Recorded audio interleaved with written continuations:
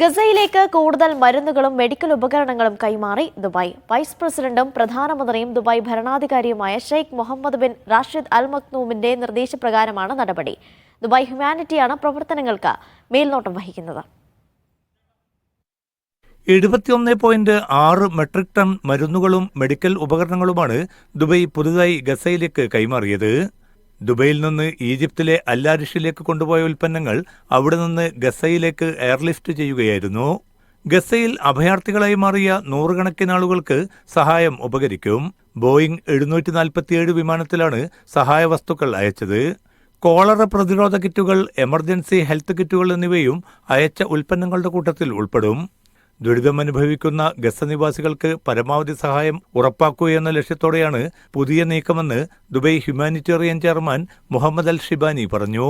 ഗസയ്ക്കു വേണ്ടി ദുബൈ കൈമാറുന്ന 19ാമത് ഷിപ്മെന്റ് കൂടിയാണിത്. 3 ലക്ഷത്തിലേറെ ഫലസ്തീനികൾക്ക് തുണയാകാൻ ഇതിനകം സാധിച്ചതായി ദുബൈ ഹ്യൂമാനിറ്റി അധികൃതർ വെളിപ്പെടുത്തി. Media 1 Dubai.